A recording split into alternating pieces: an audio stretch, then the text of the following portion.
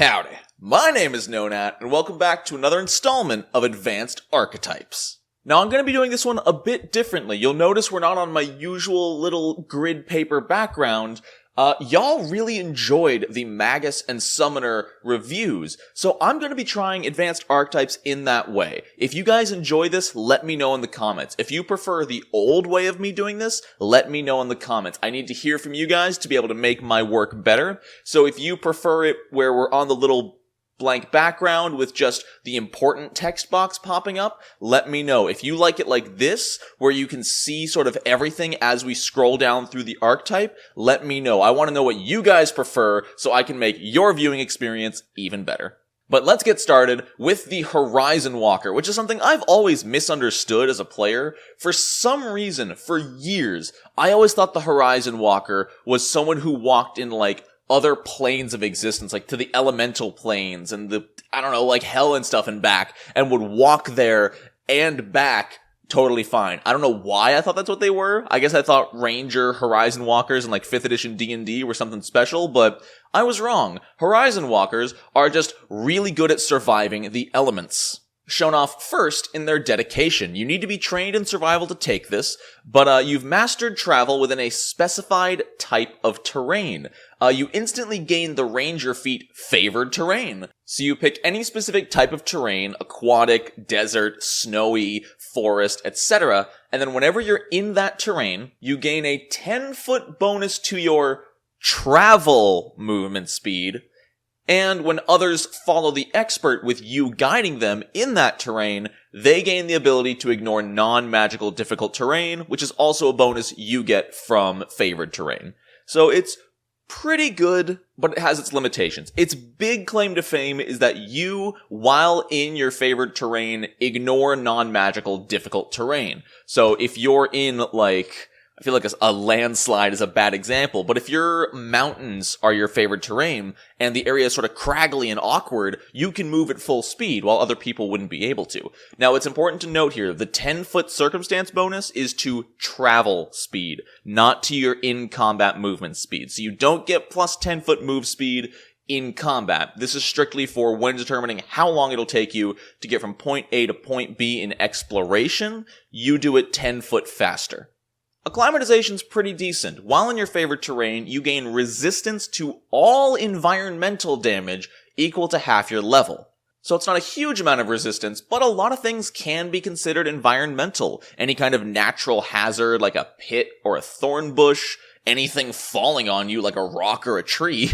Granted, 2 damage resistance at that point might not matter, but you never know. So this can apply to a lot. On top of this, you and your allies, if they're following you as a leader, you and your allies all treat temperature effects as 1 degree less severe. So again, pretty good. If you're going to be exploring dangerous locales like a desert or an Arctic wasteland, having a Horizon Walker will be incredibly useful.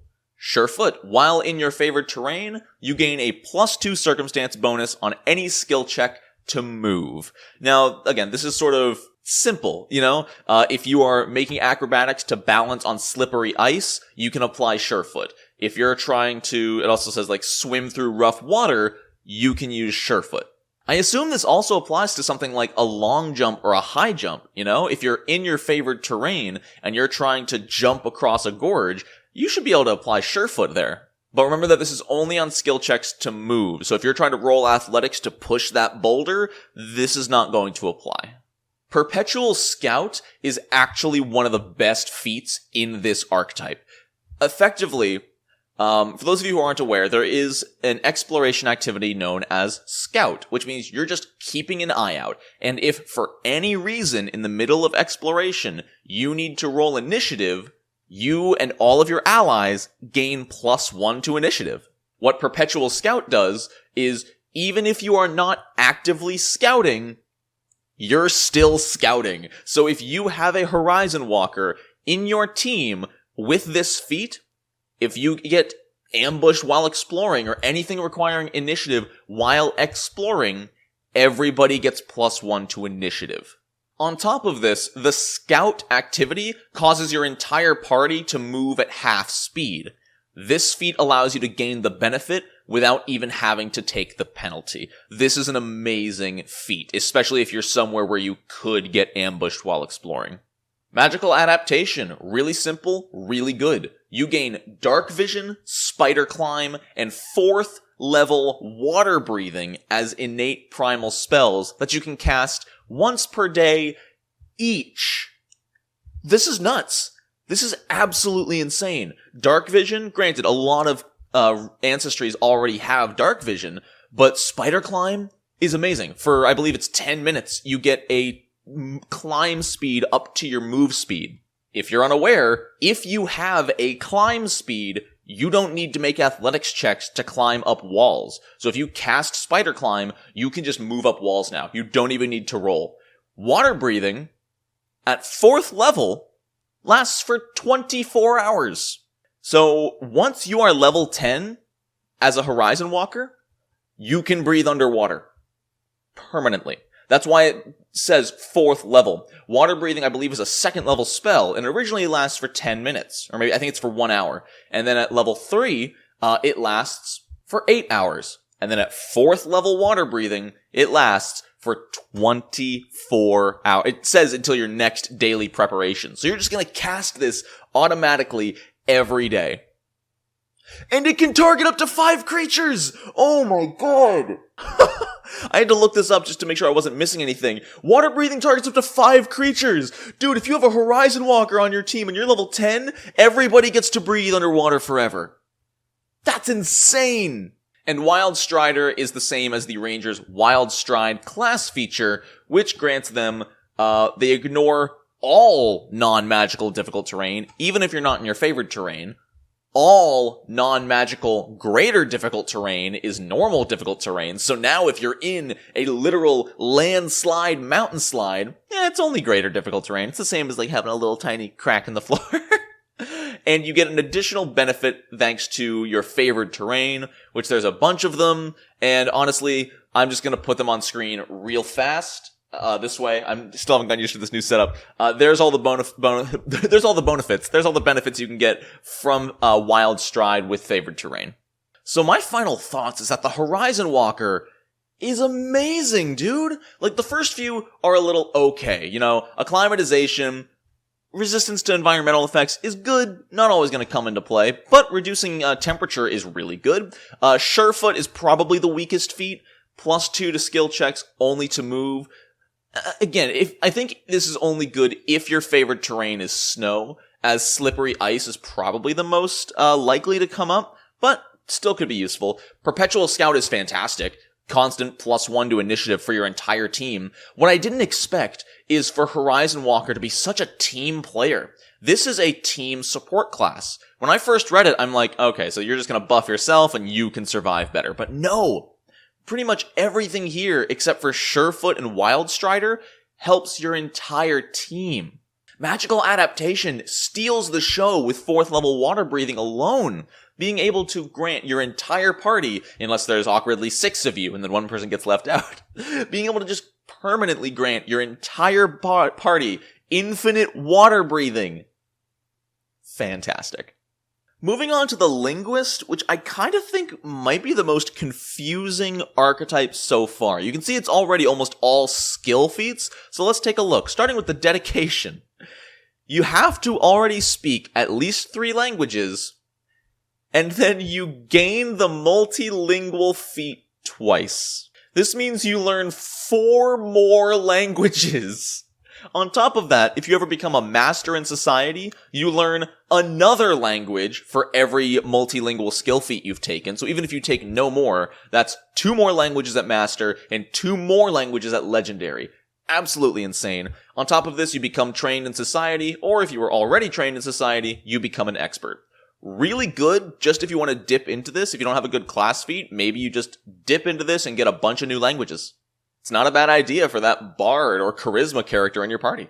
Multilingual Cipher, requiring expert in society, you get a +1 circumstance bonus to decipher writing, And on top of that, if you ever encode writing using your languages you know by sort of mixing and matching the languages you have, the person reading it gets a -2 to decipher writing unless they also speak all of the languages you used to encode it. So effectively, if you already have the Linguist dedication, so you already speak at least 7 languages, you can use all 7 of those languages in your encoded text, and then unless that person trying to read it speaks all 7 languages, they take a -2 to the decipher writing check. Not bad, especially if you're trying to hide information. Phonetic training is when it gets weird, and I've actually written down an explanation for this so that I know how to explain it. I'll read it verbatim first.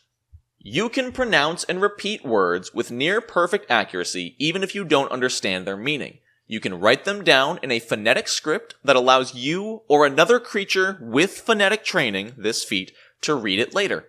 Even if the words are in a language with sounds you can't pronounce, you can faithfully transcribe them.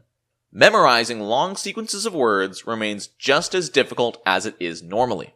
I could be wrong. Let me know in the comments how you interpret this, as this is a very interpretive feat. It doesn't directly give you anything. But basically, you can write down the sounds a creature is making even if you don't speak their language. You can write them in a way that somebody else with this feat can read it and could re-speak the words written on the paper even if they don't understand the meaning. That's it. It's really confusing and it's really awkward.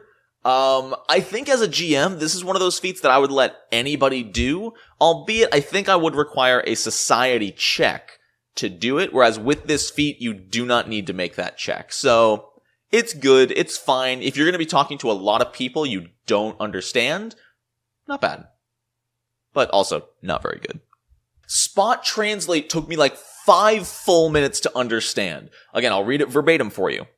You interpret a creature's words, repeating their message in a different language that you know. If the triggering effect's targets speak either the original language or the ones you translated into, they are affected. This was gobbledygook to me at first, but let me paint it in a way that makes sense. As a reaction, let's say your ally uses the demoralize action on a demon, and the demon does not speak common. Well, your barbarian there does not speak abyssal, but you do. As a reaction, when your barbarian ally demoralizes the demon, you can translate his demoralize into abyssal for him, and thus the target takes the full effect and doesn't impose a penalty to the demoralize check. It's useful, but it's super confusing. I hope I was able to make it make sense. Just, if someone says something and the target doesn't speak that language, you can translate it into the language the target does understand, so the target receives the full effect. Analyze Idiolect is basically spend 10 minutes with someone and learn how they talk. After that point, you get a +4 to your deception checks and DCs to impersonate that person, because you know their hand motions, you know the lilt of their voice, which words they go up on and down on, and this lasts forever, by the way. Once you've studied a person, it does not wear off, except if you study somebody else. You can only remember one idiolect at a time. So if you talk to the mayor long enough, you get a really good bonus to impersonating the mayor. But if later on you study the bartender, you lose your ability to impersonate the mayor. This is really good, especially for a skill feat. A +4 bonus to deception is disgusting. Read Shibboleths is another really confusing skill feat, and I will make it as understandable as possible. Basically, after talking to someone for 10 minutes, you can tell if they're not exactly who they say they are, but only related to their social environment. The example they use is if a commoner has snuck their way into like a noble gathering. Obviously the commoner is not a noble. So after talking to this person for 10 minutes, they have to make either a deception check, society check, or an appropriate lore check against your society DC. If they fail their check, you get a small piece of knowledge about them that they didn't necessarily tell you. Maybe the commoner uses some strange terminology or responds in a weird way that you can finally say, alright, you don't belong here. From then on, you are more familiar with that person, and you get a +1 bonus to diplomacy and deception checks with them. A very overcomplicated way of explaining it, but it's there. I think this would have been better if you just made a society check, not make the NPC make a deception society or lore check against your society DC. I think that makes it a little overcomplicated, but it's still a cool idea that you can talk to someone, recognize something about them even if they're trying to hide it, and then use it to make your points better. Crude communication. Hey, you like how I switched over here? Bam, editing. Not even editing. This is only level 8. And you don't even need to be legendary or anything to take this. This is a really good one. Even if you don't speak a creature's language, you can rely on inflection, root words, and body language to infer their rudimentary meaning. If you spend 10 minutes with a creature, the GM rolls a secret society check for you. The reason it's secret is because if you succeed the check, then you understand the gist of what they're saying. If this monkey is trying to get your attention and because its banana hoard was stolen by an alligator, then if you can just focus on the monkey for 10 minutes, you can realize that's what he's trying to get across. You can get like, bananas, alligator, take me. And you can get that idea. But the reason the check is secret is so you, the character and the player, don't know that if you roll a fail, you misinterpret what they're trying to tell you. So, if this same monkey is trying to explain to you and you fail, but you don't know you failed, then you might get, alligator is my friend, I gave him my bananas. And you might go, oh, okay, they're just friends. So it's that kind of thing. It's one of those secret checks, which, again, it's totally up to your table. If you don't like secret checks, you can totally do this normally. It's just Paizo's way of trying to keep mystery and suspense in the game and not let you know you failed. Because, if you roll a 2, everyone at the table is like, cool, whatever this monkey tells us is false, What's really nice is if you ever become legendary in society, you can just do this instantly. You don't need to spend 10 minutes. You don't need to attempt a society check. Granted, that's at level 14, I think? 16? 15? It's a high level. 13? I think it's 13. I think it's at level 13 you can become legendary. And that's really good. You can effectively, once you're level 13 with this feat, you can talk to anybody.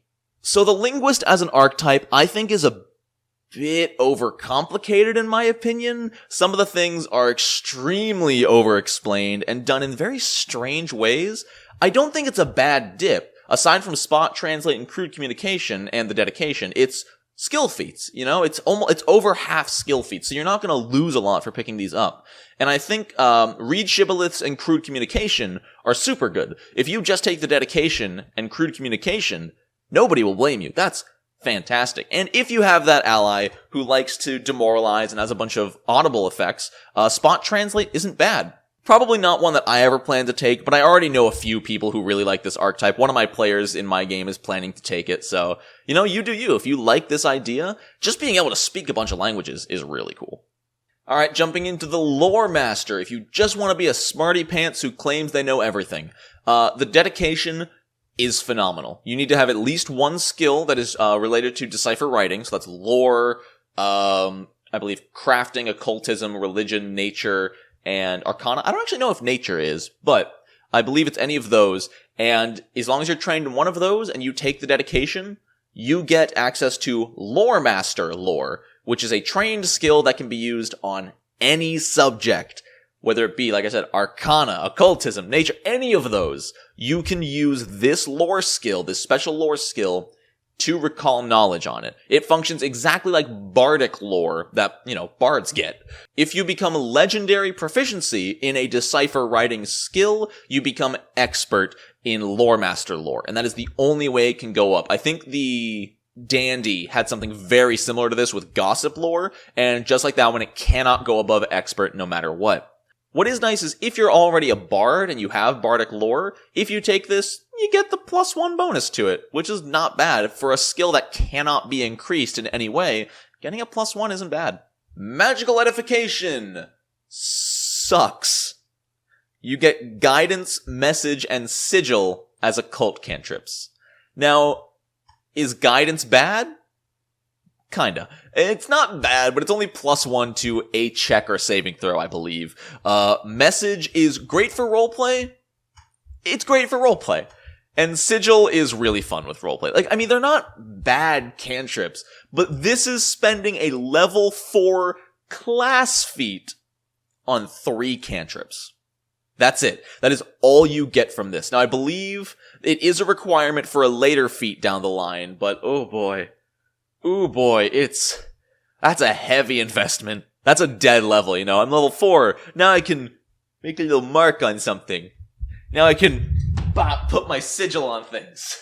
Orthographic Mastery. This effectively expands your Loremaster lore. Instead of just being able to be used to recall knowledge, now it can be used to decipher any writing. Not bad. This lets you decipher any arcana, religion, nature. A quick study. During your daily preparations, you can study a particular subject to become trained in a particular lore skill for that day.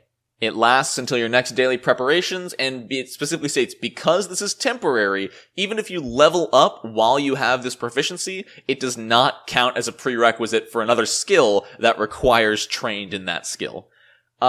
This is stupid. I'll talk more about it in my final thoughts, but with the whole Loremaster lore thing, this is incredibly redundant. So Greater Magical Edification required Magical Edification as the requirement, and it grants you 3 more spells. Now, what's nice is these spells, which are usually not cantrips, are heightened like cantrips. So these are all cast, if you take this level 10, these are all cast at level 5, which is already the best form of all 3 of these. And they're not bad, I'll be honest. Comprehend Language, when cast at the highest possible level, grants up to 10 creatures the ability to speak and read one specific language. So this is fantastic. If you want to be a translator, this is good. I mean, granted, the Linguist could do that, just not for the party, but, you know, this way everybody gets to talk, and it is a lot of fun for roleplay. Mind Link can be useful. You can impart 10 minutes of knowledge in a single linked second with the target. Really good, especially if you're in a rush. I covered it in my level 1 spellbook a long time ago. It's a decent spell. And Secret Page is fun. You can change as much text as you want in one 3 square foot area of text, which means you can pretty much change an entire book to be whatever you want. You can change it to anything you've read in the past, or you can change even a scroll to any spell you know. So even just as a Loremaster, if you find a really powerful scroll that an enemy's planning on using, you could change that to a scroll of message or a scroll of sigil, which is kind of cool. That's kind of a neat way to nerf a strong item you find. But that being the penultimate reward of the Loremaster, effectively the big thing for this is Comprehend Language. But other than that, my final thoughts are that this archetype kinda sucks. Like, I feel like the Linguist just does so much of this better. Like, yeah, getting the Loremaster lore is cool, but you could just take the Dandy archetype, which gives you gossip lore. Granted, this is at a much lower level.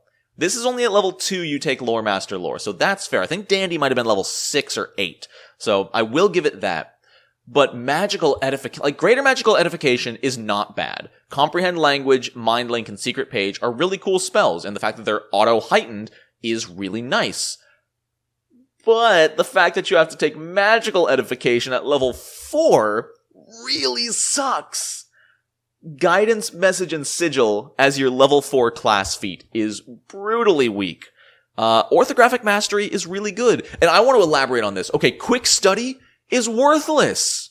During your daily preparations, study a particular subject to gain trained proficiency in one lore skill. You already have trained proficiency with Loremaster lore, which can apply to any lore skill. And it's not even that. You have to have interacted with this lore skill on the previous day to even use this. So if you want to use Quick Study to get trained in Arcana, you better have read a book about Arcana or talked to a wizard the day before, otherwise you can't. But why would you want to? You can already use Loremaster Dedication to recall knowledge Arcana. And if you have freaking orthographic mastery, you can decipher writing arcana, just with Loremaster lore. It would be one thing if quick study got better as you leveled up. Like maybe at certain levels, maybe if you're a master in something, you can become an expert in whatever you quick study. And then if you're legendary, you become a master in whatever you quick study. That would make it better than Loremaster lore. But it's not. Please tell me I'm missing something in the comments. I've tried reading this multiple times, and I just don't get it. I don't understand. I guess the only place this would be useful is if you found, like, a magic item and needed to identify it. Because Loremaster lore, even with the Decipher Writing upgrade, can't be used to identify. But even then, it only goes up to trained. Why is this feat limited to trained? I even just took a second to look into all the additional feats, and none of them really make it better. These are mostly just useful for allowing you to not roll Recall Knowledge and just take 10 plus proficiency like you had Assurance, which is not good if you only have Trained. True Hypercognition at 16th level isn't bad, which lets you make 5 Recall Knowledge checks at once. That's really cool. But other than that, it's just not good. Please tell me I'm missing something. Yeah, I've got nothing. Please, someone in the comments defend this archetype. Otherwise, I think this is currently the single worst archetype in the APG. And I feel bad saying that sometimes, because knowing my luck, Louise Loza will have designed this one, because apparently every time I hate on something, it was designed by Louise Loza, and I love the guy, and I feel really bad, because he makes sure to say it in the Discord. I love you, Louise. Please don't tell me you designed this one. Moving on to the Marshal, which is actually a really cool one in my opinion. First off, I'm just going to point this out. An archetype that gives you the Attack of Opportunity feat, granted at 8th level, but that's amazing. That's absolutely incredible. If your class doesn't already give you Attack of Opportunity, that's incredible. Checking out the dedication, you have to be trained in martial weapons and either diplomacy or intimidation. You then choose diplomacy or intimidation and either become trained in it or an expert if you were already trained. In addition, you are now permanently surrounded in a 10-foot Marshal's aura. And on its own, pretty weak. It gives you and your allies within the aura a +1 status bonus to saving throws against fear. And that's all the dedication does. Really on its own, not super impressive. But it gets really interesting. So first off, Dread Marshal Stance. This is an archetype that grants stances, which is originally, I believe, only kept to fighter, monk, and maybe swashbucklers? Not 100% sure. I think swashbucklers get some. But the Dread Marshal Stance allows you to make an intimidation check, which the DC is usually the standard DC of your level, but depending on if the opponents are stronger or weaker, your GM might adjust it accordingly. If you critically succeed, your aura increases to 20 feet and grants you and your allies a status bonus to damage rolls equal to the number of damage dice you are wielding. So this isn't bad. At level 4, you might have a striking weapon, probably not quite yet, but once you get one, this is... I hate doing this, but let's compare this to the Duelist. The Duelist who has to jump through hoops to grant just himself a bonus equal to his number of damage dice on all of his hits. The Dread Marshal Stance grants you and your allies the same bonus. And if they critically hit with a strike, the enemy becomes frightened one. Granted, you have to spend an action to get into this stance. Hold on, I need to check. Does the Duelist have to spend an action doing that? They do, don't they? I'm sorry, I don't usually jump out like this, but I need to see. The Duelist Challenge. They do! Dude, this makes the Duelist Challenge completely obsolete compared to the Marshal's Dread Marshal Stance. Good lord. Even if you don't critically succeed, the same effect happens, you just don't increase to a 20-foot aura, it's just a 10-foot aura. And if you fail to enter the stance. It does have the open trait, so you can only do this once per round on the first action of your turn.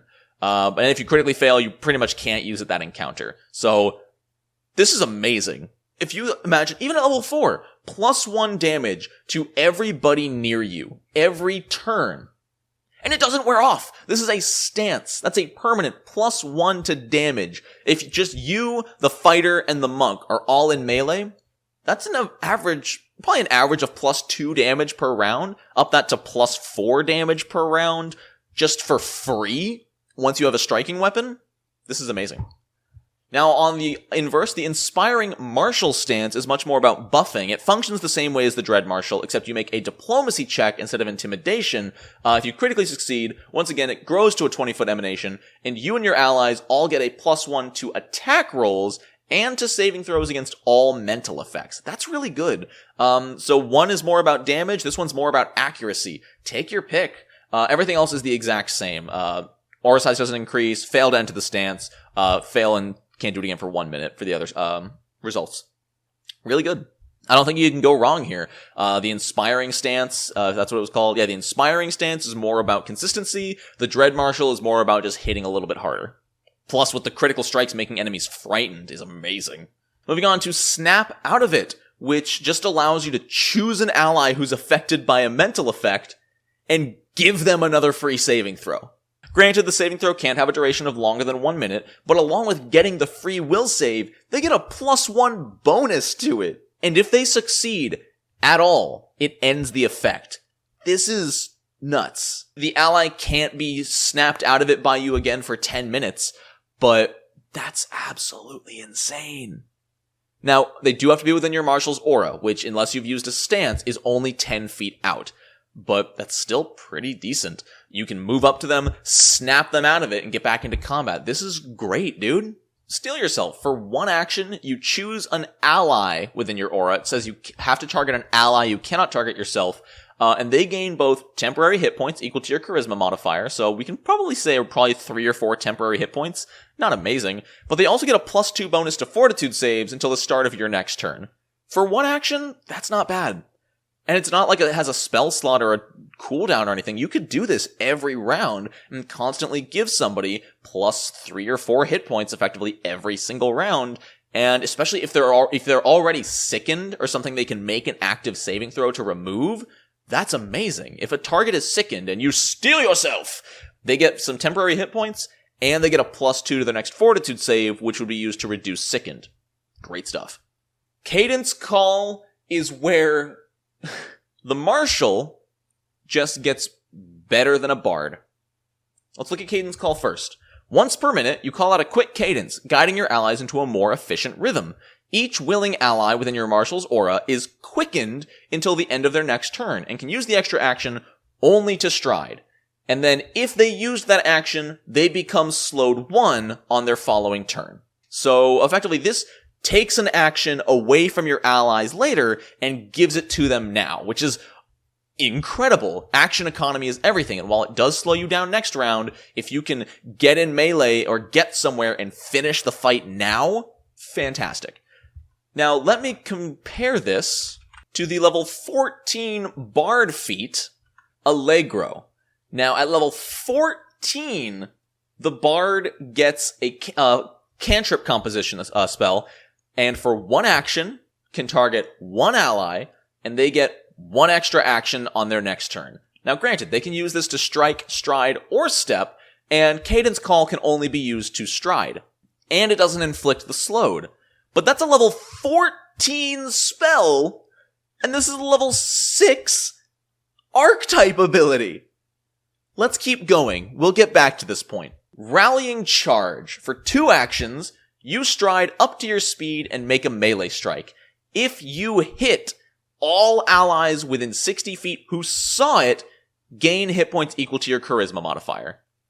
This is like using Steel Yourself and a stride and a strike, but it's like using Steel Yourself on all of your party members. So if you have 3 other party members, for 2 actions, you can move, you can attack, and you can grant roughly 9 to 12 temporary hit points. And that's only if you have 3 party members. The more you have, the better this gets. And that holds true for everything about the Marshal. The bigger your party, the better this archetype gets.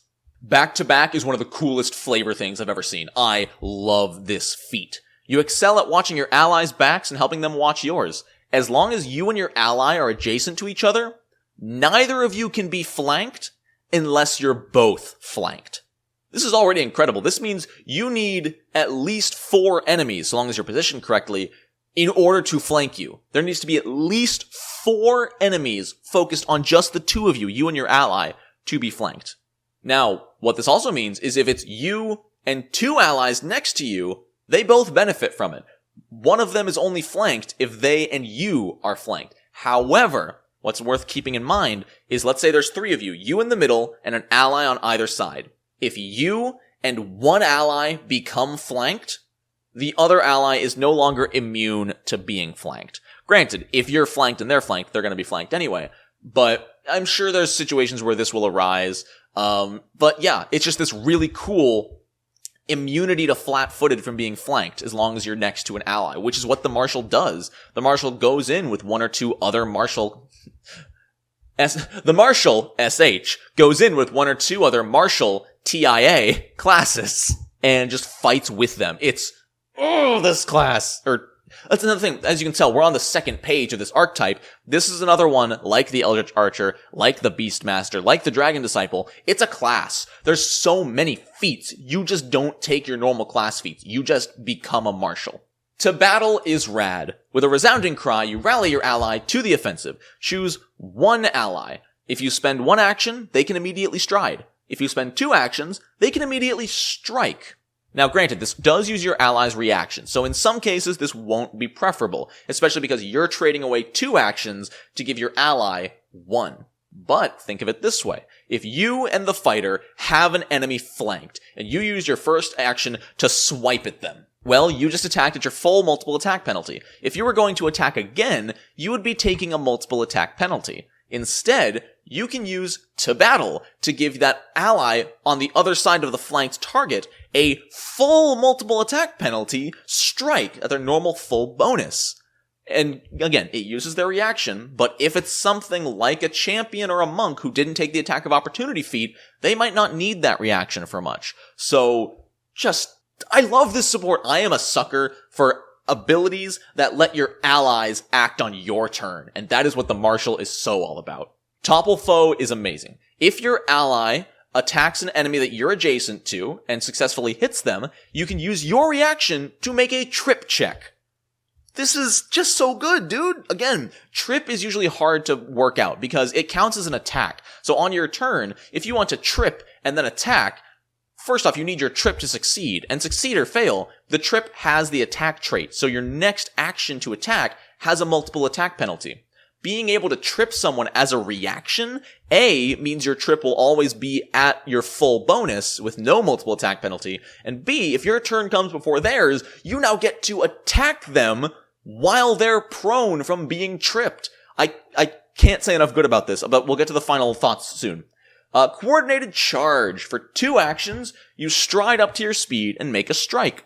If your strike hits and damages an enemy, every ally within 60 feet gets to make a stride action so long as they end it closer to you than they were before. Action economy, man. Action economy. If you have 3 party members and there's an enemy 30 feet away from you and you can reach them, you use this for 2 actions. You stride, you strike, and you grant your allies effectively 3 stride actions.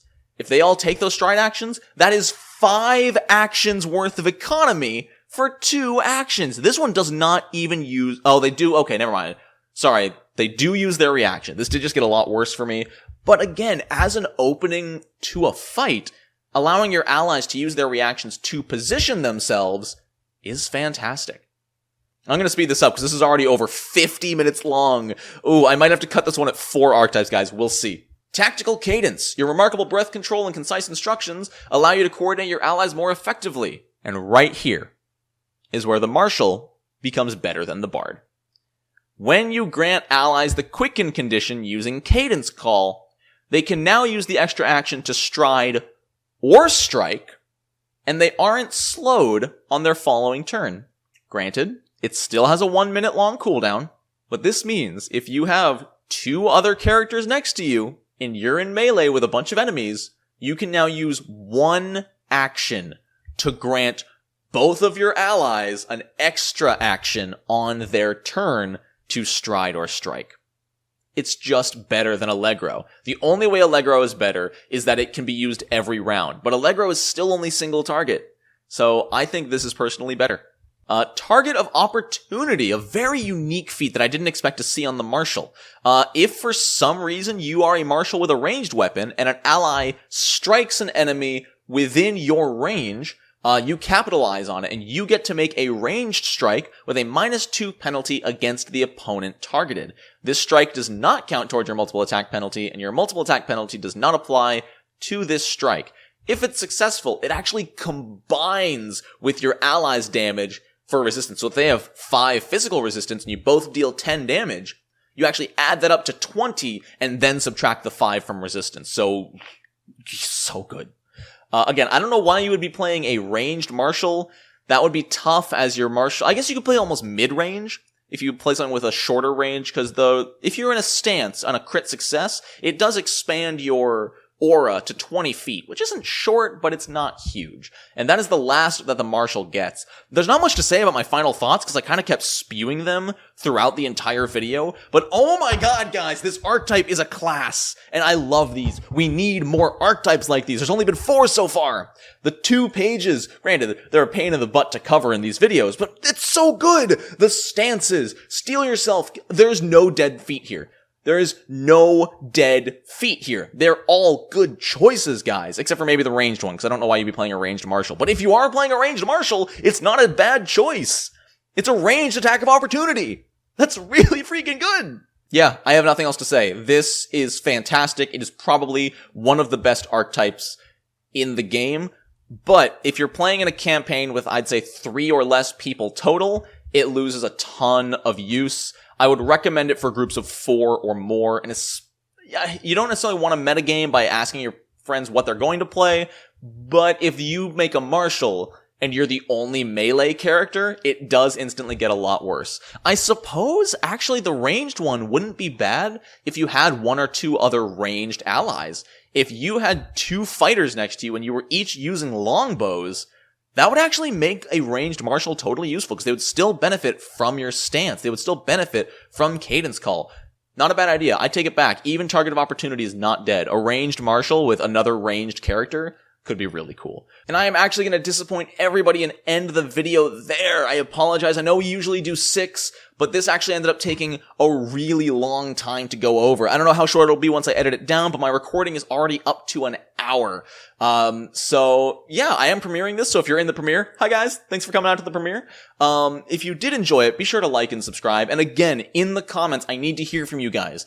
Do you prefer this style, where it's sort of one-on-one, much less scripted, talking about it with it on screen? Or do you prefer it with the grid background, where I bring up the text when it's necessary, when I'm talking about it? I'm curious. I want to hear from you guys, but thank you so very much for watching. I gotta run and edit this, because it is the same day that this is coming out, and I really want to get it out for you guys. So thank you so much for watching. I hope you all have a wonderful rest of your day.